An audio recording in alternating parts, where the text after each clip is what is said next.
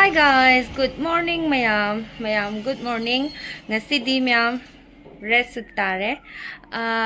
Ayuk ki thabak inkhang loi loire, duk thang mai thale, aduga ai mai mit se khare tai binan bi toraga breakfast sem na ba tauge na blog su ayuk tagi hore ngasidi thabak su yam yame ba ko mayam. Ado dum blog se makha namjarake mayam. Lining thawi pada imaga tukachare aduga imoynu imagi sukatle aduga mayam aina tv gi rek ama lakhini habado tv rek to sileire pusale su rek ka pura punba haitare sumaina leishalle mayam thajalle sumaina mapam sa sida phone sanabana sanaba phone yengbana yengba tawra leire adudi mayam ngasi ai kaino aina habado maning thong oi nongalakpada green ngakta ui haba thong da sileire sidi khoina hida kapsan bane buko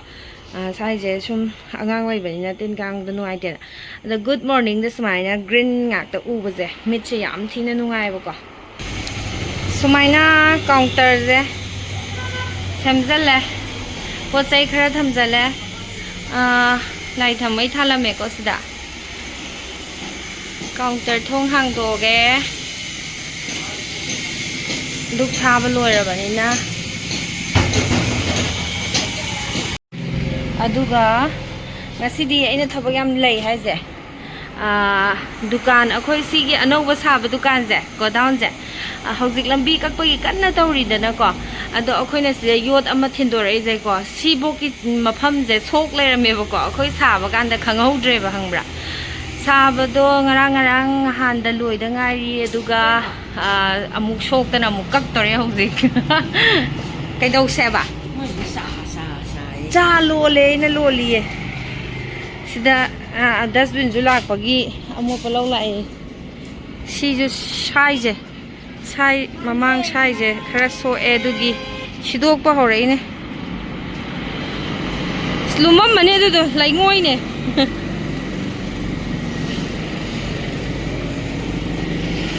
sigi counter macha ga je phai ne ba hose counter eramba ga se sima mang khara so e bako ado tubat kakla ado ne tubat ka aga sema ado ne hose ere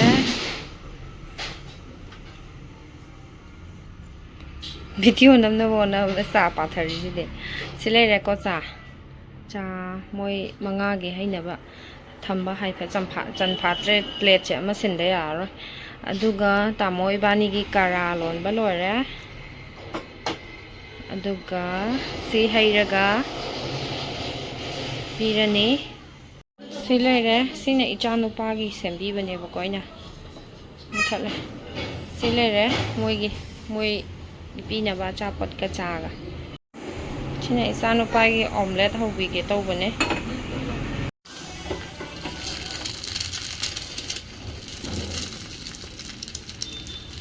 black pepper kitang chai chale matha ina icha thoi bigi Sada already icha thoi gi hai bigi kara ya hai ba ya tham ya sina icha thoi bigi hai harau ri di icha thoi bigi kadai sina kana gi ya hai ba ako sari ma la ai haji de si sari bro e sari na kam ni ji de e sari male ne angang gi je phun ta kam mo sari male phu kam mo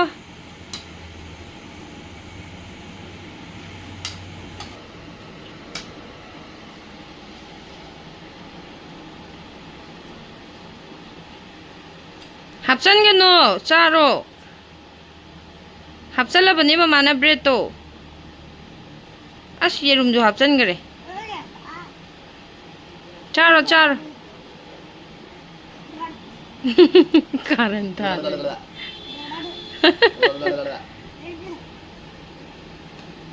짜로 Sina aigi morning drink. Tamo kya lere? Aigi silere. Cheers. Happy good morning. Thoi thoi sida thabak kalli. Hapsan bi. Thoi thoi tarani sangom tarani. Macha sangom tarakani. Oil do puro mama khutai thoke. Do puro. Thank you. Come.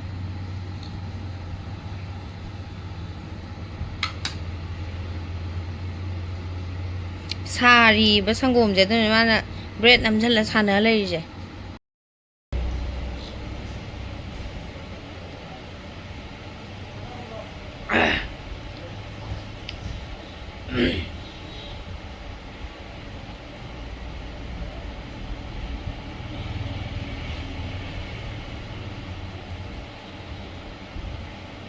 Sing.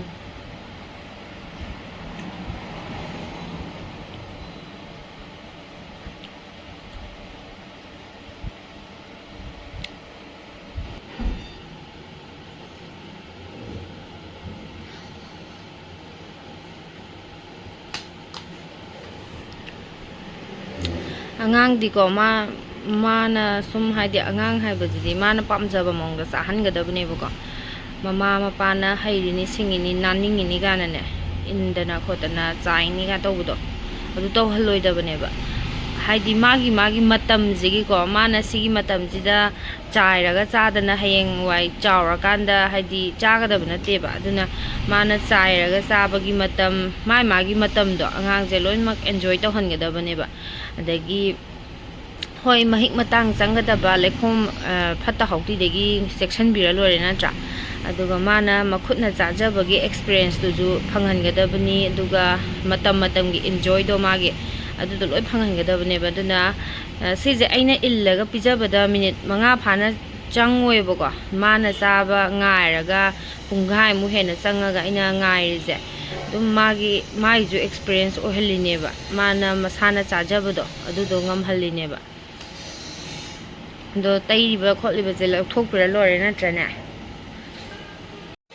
no salakadore ma chaba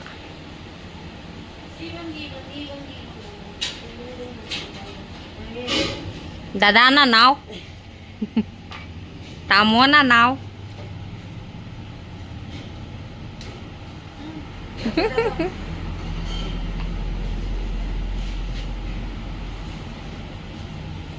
loi bu lore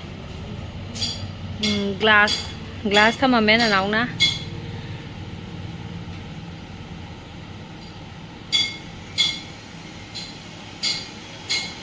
magi maktuda hapsalaga tingaga haidoga sida inghalaga chaine ba maise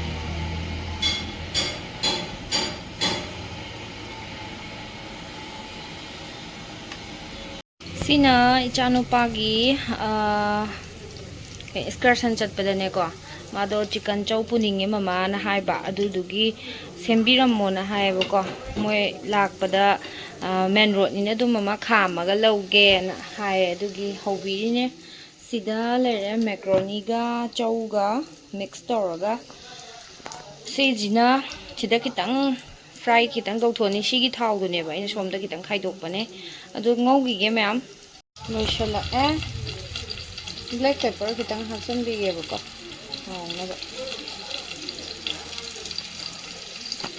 gi chowga macaroni ga je mix toraga ngaubu je loire ai chanupagi favorite ni si da hai le ne ba kama ai na boring da ma unaba chatpa khotpa je ama chow hobiro o paratha hobiro o ngakani ma hai je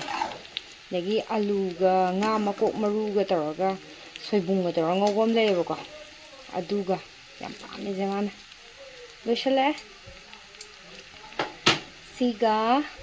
pack tobirani si pack tobirani tomato ketchup khara hapirani aduduga cold drink da coca cola thambiramo na haire adu sembirani ma'am sida pack tobirani chanupagi sawdoi male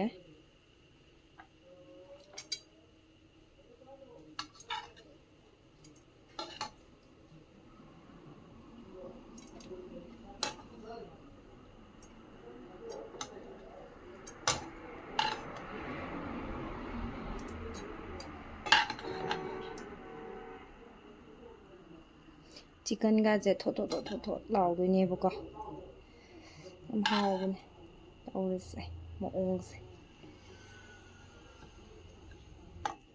ꯌꯦꯟꯁꯦ ꯈꯟꯕꯤꯒꯦ ꯇꯧꯕꯅꯦ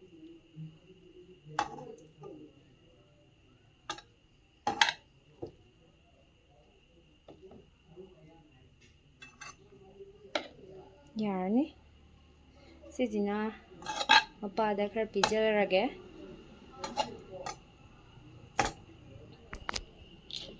ꯁꯤ ꯂꯩꯔꯦ ꯏꯆꯥ ꯅꯨꯄꯥꯒꯤꯁꯤꯅ ꯌꯥꯝ fasting ꯇꯧꯕ ꯑꯥꯔꯦ ꯂꯣꯏ ꯌꯥꯜꯂ ꯈꯥꯡꯉꯦꯊꯕꯛ ꯐꯕ ꯍꯧꯔꯛꯇꯣꯔꯦ ꯏꯆꯥ Thank you. Hi guys, ma'am. Hi guys, ma'am. I still like Jere.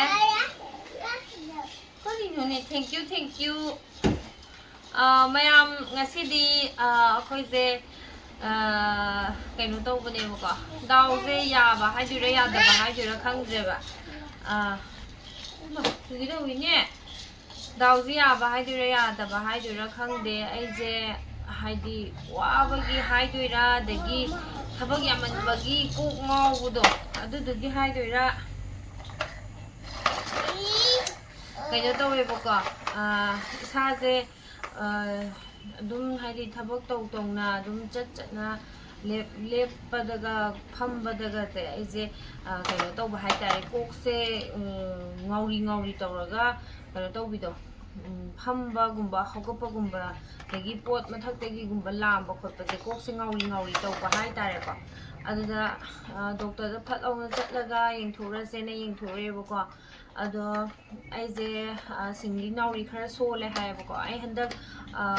weight loss khara taw hanbanebako weight to aije hana angang macha kanu unaba matungdagi aije weight 72 da leirurebako 72 dagi ai handak tha amma khai sida weight se tamu thoi aduda lengbede weight se tha amma khai sida aije yadaba hoi aswa ngagi weight se tha amma khai sida weight kilo 8 gi jang lothoebako kanu 72 dagi ai hoje 63 da leirebako ado weight lothoknaba sum khara chaba thakpa khaga handaba dagi sum haidi hana aina sum toramba charamba myamda sum kathaba khoppa dagi sanaba khoppa sum tawbudo adugumbagi taw no me thoi pochai myam sanale adugumbaduna odura khangde je hajang khara sondaba haitare hanadi dum aigi protein thakpham thokpa dagi kaino sum kaino jingje diet jingje phajana chabado honda thabuk jinbaga adagi sanaba khotpadu nangdabai aina sanadabanina na kaino tawdebako protein ge ka do sasandebako adugi ra khangde aije kok ngaw khotpa khara hawbagi haktang yengthuraje na thawal hospital da yengthure aduga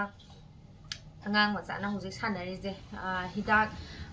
mingjon da hidak ani kape yesu oju kape bako vitamin ju kape aduga hidak to numit 10 kapo na pire ko singli nauri khara sole kaino hidak numit 10 mu kap thokse na harebako ada ina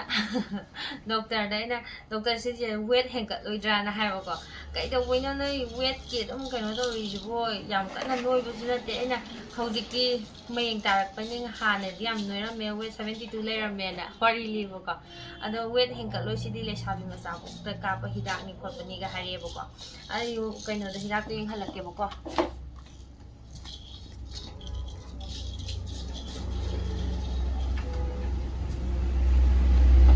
sida hapsula thamije ina sida angang macha na ju khara sanagre si ju pire aduga si ju pire aduga si na ju pire bako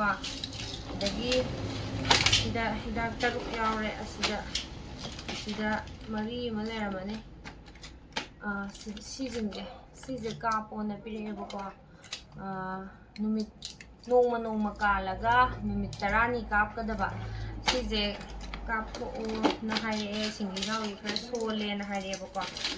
ado aise thabak ka chinmaga adagi isadaga phajana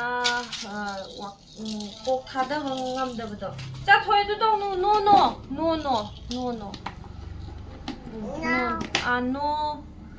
aduna aise phajana ju kok thada ngamdaba haitare isada adugi isaje kitang nungarudre ado hojipudi phare arel ama yale moina aduga hidak ahum ama kape ko ninjonda ani ma kape drip ta ama yale duga adumaina tawre duga drip yan thoga la eboko adumaina tawre thabak su mayam leiba aise ko ngau jani khangbra dukan je ba amuk sajalure godown ke ka je amuk sajalure do hanagi changda dum saba haitare koina hanagi paring du da dum saba khangdabanina ado hanagi dukan akhoi hana beranda oriba hagi gari thojalaga cement hapagi mafam ne na khoina nusha sai na khandhaba mafam do aduju adagi handak lawsalle na tawba karwas ki jaga khoina hoji kaino tawrije counter oinariba jaga je sigi khandhari duju adagi khoina han dukan mamangi da khoina counter macha ma sabado adugi jaga duju loi soebako aduga nauna sadoiba godown dugi mamang khitang amaga soebako aduna adu sibagi ju asai ko pubu ngamje aduna ai isa nupa na moro da ma hidak mayam je puraga ada tawri yam thammaga sanami yam thabak se ma ji khukan namne aduna mayam swain tawre ai gi life se smaina chatle aduna kai di upai lei punsi habji thabak ni thabak se dum punsi ne hingai chatlingai thabak ka dum chatmina bata bani natra aduna wa baju yade tan baju yade aduna dum tawbata bani nongma jigi thengna ba lak ba thabak thoram jini sum tawbata bani boko mya aduna isa ju healthy oi da yade ai hoji ai kuire ba protein thakta ba adagi sek chu thakta ba kuire kaino chasalla bani na haidi chak fasting tawba kai ka yawda bani na adum chasalla bani na ko aduna adum haidi kemta dagi collagen ju thaktre kem tawdre bako ai thamakhai mukki chang shure bako isa je maintain phajana tawdaba haidare thamakhai muk chang numit 10 train thuini mukki chang ju shure bako aduna domaina tawre aduna sum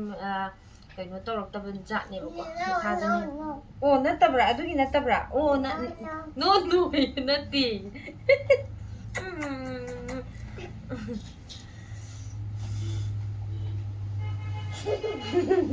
du digada oh ada lai graba adani mayam mathang adum namjarake adum yengbiu mayam nang loi hang lai ramene he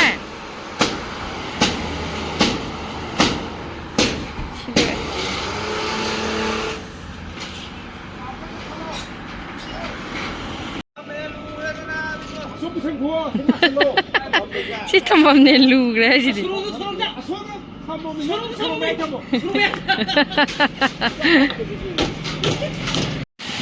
dukan kan na siringai sida nong ji kan na lepta bida tare bako aduduna dukan je siba loisan ba loi be yadre tu dukan gi mamang da khalamba jingdo jinga loi lauthokra si jinga je khata ngare bako lauthokra da ba sina akhoi hoji counter oinari dune ba nong je kan na su le rabani na singthare natradi beranda semdri bani na cement jingdo soladi yaroi na ko singtharaga moi manung da loi leigre aina sigi pambi je loina kange singje aina nong ni humni haibiru dreba dugi loi kangjale na nong ta ba da puthoi ne nong je adum tara leire thabak sinba numisida angang macha je angang macha aina nong tae na free thaba khanga sang ba sachan bi bane hang oi shidoknare mapan mamang ring counter oramba counter mamangi waiting hall oramba ꯑꯗꯒꯤ ꯃꯃꯥꯡꯒꯤ ꯈꯟꯊꯔꯝꯕꯗꯣ ꯂꯣꯏ ꯂꯧꯊꯣꯛꯈ꯭ꯔꯦ ꯁꯤꯁꯨ ꯇꯪꯈꯥꯏ ꯃꯃꯥꯡꯒꯤ ꯃꯆꯦꯠ ꯑꯃ ꯀꯛꯂꯛꯑꯅꯤ ꯁꯤꯒꯤ ꯄꯔꯦꯡꯈꯩꯅꯦꯕ ꯀꯛꯂꯛꯇꯣꯏꯁꯦ ꯖꯇꯤꯟ ꯑꯃ ꯂꯩꯔꯤꯁꯦ ꯃꯃꯥꯡꯒꯤ ꯑꯁꯤꯒꯤ ꯄꯔꯦꯡꯈꯩꯁꯦ ꯀꯛꯂꯛꯑꯅꯤ ꯀꯣꯛꯈꯤꯕ ꯋꯥꯅꯤꯗ ꯍꯥꯏ ꯆꯥꯎꯈ꯭ꯔꯕ ꯖꯒꯥꯅꯤꯅꯦ ꯈꯥꯔꯝꯃꯤꯁꯦ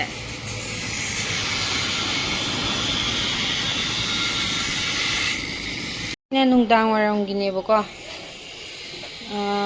ꯆꯥ ꯍꯧꯖꯤꯛꯇꯤ ꯆꯉꯥꯡ ꯑꯣꯏꯅ ꯇꯧꯔꯦ ꯁꯤ ꯄꯤꯔꯨꯈꯤꯒꯦ ꯂꯣꯏꯁꯜꯂꯛꯑꯦ ꯊꯕꯛꯁꯨ